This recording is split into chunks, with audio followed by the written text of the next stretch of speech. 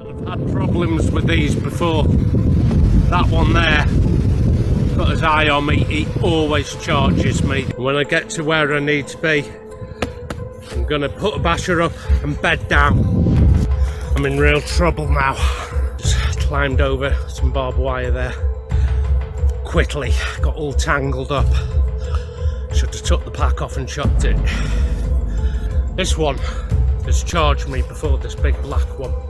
I am penned in. I've only got this barbed wire I'm standing behind. The horns on that one.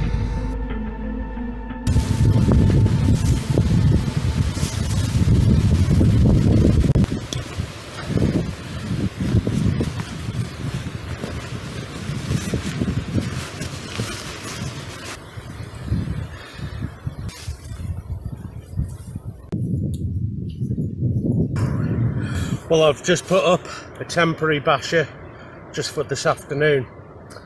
I'm gonna have to bring you in with me. The wind is howling something rotten. It's even pushing in the sides here, but it's all staked out. So next thing, ground mat. I've actually bought 2 roll mats. One is the British Army standard roll mat, and the other is from Highlander, a consumer version of. Now, I bought that to upgrade the system and try it out, and what I thought of the quality of the mat wasn't up to par with this, but it still probably is very beneficial because it's very, very light. This is the Highlander. It's called black, but it's more like a chocolate brown.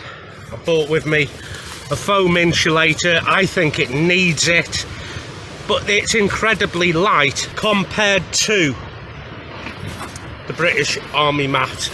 Actually, I'm just going to fold this away for now and just bring out the NATO mat here. It's a system that I want to put together for ground dwelling, and I want to upgrade some of the kit. I want to get some of the kit lighter. This is the lightest I could find, certainly in comparison to the British Army mat there. I've got some stats for you which we'll go over a little later. This is an EVA foam. It'll leave flesh wounds in it, especially if you use bungees. Some of them are just too deeply embedded. I don't know if you can see these points here where I've either had some cordage tied to it or it's sat on something. I've cleared the deck as best I can just for this afternoon.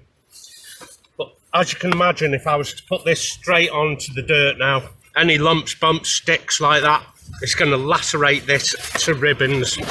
Just held on by a couple of elasticated loops. I'm going to put them away, as where the British Army kit mat has tie-ins placed into a grommet here, a lot better. So I'm actually, I don't know how I'm going to do this. No, I'm going to put this straight onto the ground, so it is a fair test. I was looking for something with a good insulating value to add to a bivvy. This would actually come inside the bivvy bag with me, with the sleeping bag on top. It'll stop me rolling off the pad. Not that that is a concern at the moment, because the thing is very, very narrow, which means when I put my arms down here to the side, they're on the ground. Now the NATO mat is a little wider. I'm going to measure both. Highlander, which is the new one, just under 22 inches. It's about 55 centimetres. It's not a hell of a lot. The actual army issue British NATO mat, 60. That extra 5 centimetres does seem to make all the difference. So the Highlander kit mat in length and the British Army issue in length, again in the caption.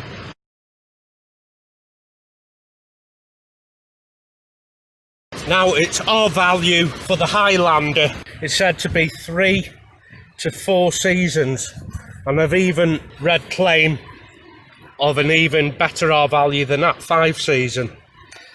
Now I've been out at 5 degrees. It may have dropped to 4 degrees. Wasn't out for the whole night, just a few hours testing it. I could feel the cold emanating from underneath this mat, and the mat is just like this, put straight onto the dirt. Now I do have a foam backed silver metallic ground pad which I put under the mat. Remember, a lot of people will think you have to sleep straight on the silver bit, but if you look at how our value works, the little red arrows that bounce up and down, that's the description of our ratings. They have to bounce and reflect off this onto a surface that's not in direct contact, and it helps a lot, especially in a hammock. The mat on its own doesn't cut it in a hammock, but then again, I always say you need double the insulation underneath you in the hammock anyway. Okay, I'm going to put this underneath, have a lie down, and just have a look at the effects, see if it's any different at all. Well, obviously it does increase the R rating. That's just thermal dynamics. Really helps in a hammock, one of these. Now, I have a silver reflector which has the air bubbles in. Works pretty good. A foam backed insulator I've got more benefit from in a hammock and on the ground. Now obviously that's going to be different for everyone, whether you find air better than foam.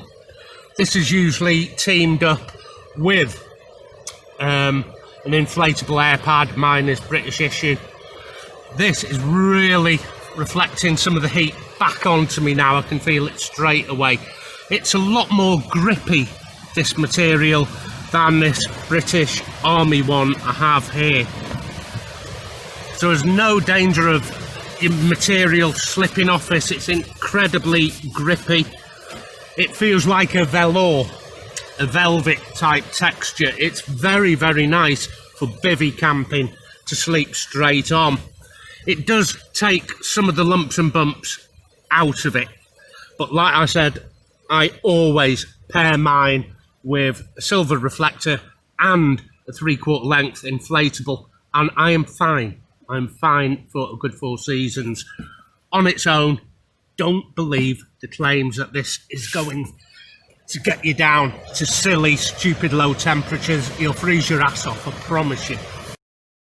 So this is the British Army kit mat, and I'm lying directly on it, and that extra 5 centimetres actually covers my chest. My arms, again, are still out to the side and fall off the mat, hence this arm will be cold. That's why I've got a reflector here. I'm actually lying on both the mats, British Army and the Highlander. Now I'm warm.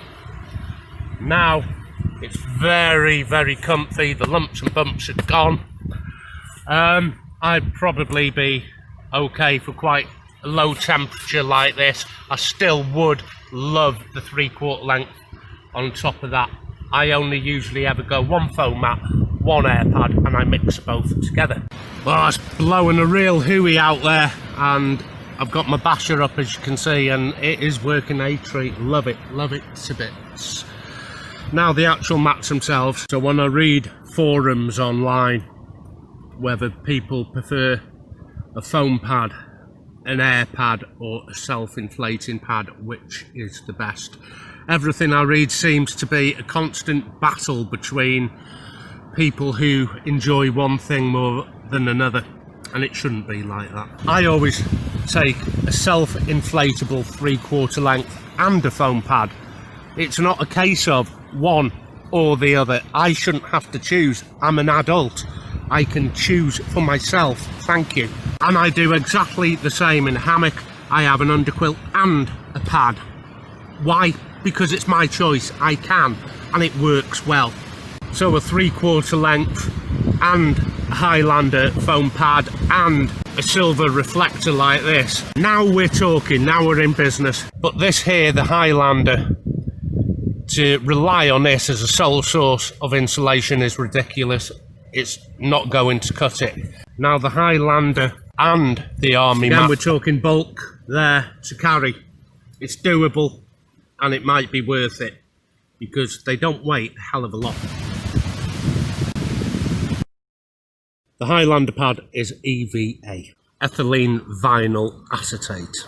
EVA is water resistant. They say it's waterproof, so it shouldn't act like a sponge.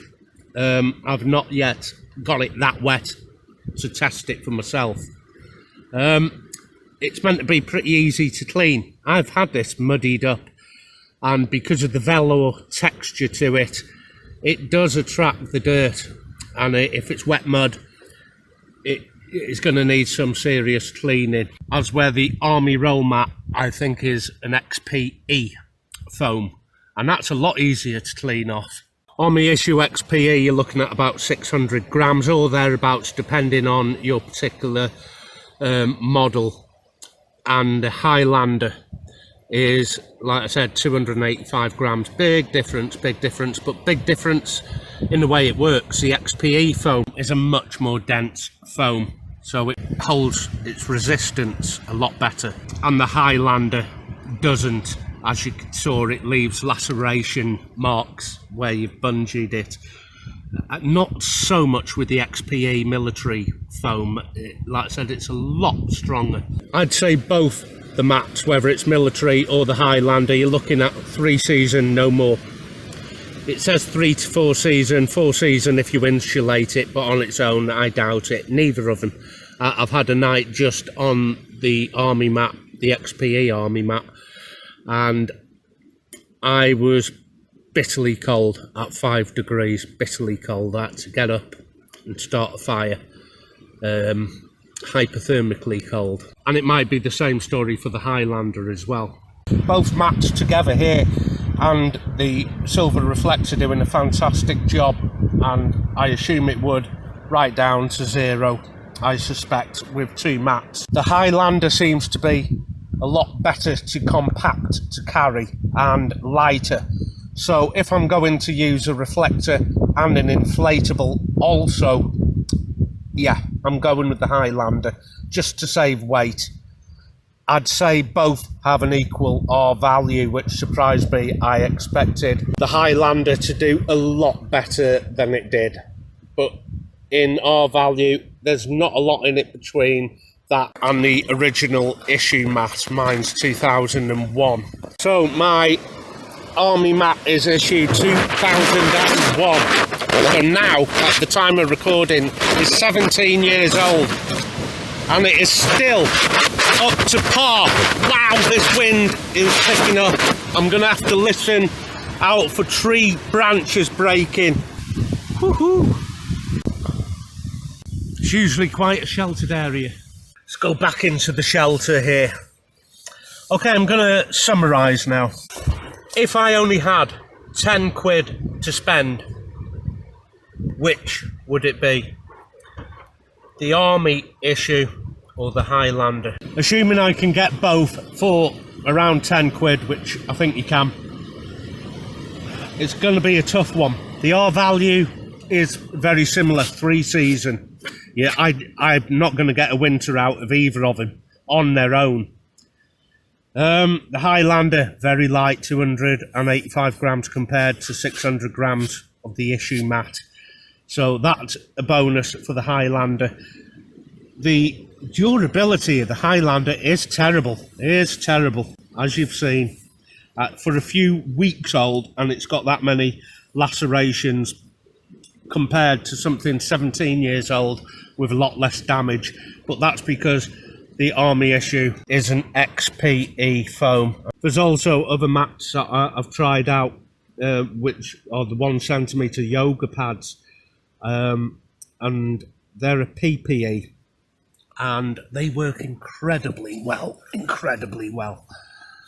And I have an HDF foam pad, or at least I did. Seen better days now, and it's time to upgrade. So I'm upgrading a kit now for a comfortable winter bivvy camp. which means I'm going to have to get better quality gear for the ground. I want to throw a bit of money at the insulation on the ground. It's the most important element when bivvy camping. Forget the bivvy bag, forget the basher like this. Your priority should be insulating yourself from the ground. Worry about the sleeping bag afterwards. And as you can see, my MTP basher is doing an amazing job. There is zero wind here getting in, just because of the way I pitched it. I'm side on to the wind. I don't know what I'm going to do. I'll be honest with you, I don't know where I'm going to go with this now. I'm going to have to look seriously into getting a decent ground pad.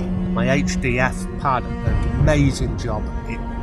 It's done me for a good 2, maybe 3 years. 1/2 inch thick, and I also put bubble insulator underneath. So by the time I finish insulating it with the silver reflectors, I'm putting it into a sleeping bag liner to stop it slipping in a hammock and things like that. 2.1 kilos just for a mat. Worked amazing. Too heavy. So I'm going to have to find a happy medium between something that works really, really good and is still comparatively in a league for the weight that I'm happy with. Probably I'd be good with a mat. I don't mind carrying up to a kilo for good insulation, but I want it to be compact also. So this is a project that perhaps isn't finished yet. There's a lot of scope for improvement, but I thought I'd bring you the Highlander in case you thought you was going to take this out in the winter, lie on it and be warm just because it says 5 seasons. If you believe the hype like that, you're going to get a cold bum. I can tell you that for nothing. So this has been the Highlander. This has been the British Army issue mat. I've given you the information, and the opinions I'll leave up to you. So as usual, take good care of yourself, and I will see you out there. Happy trails.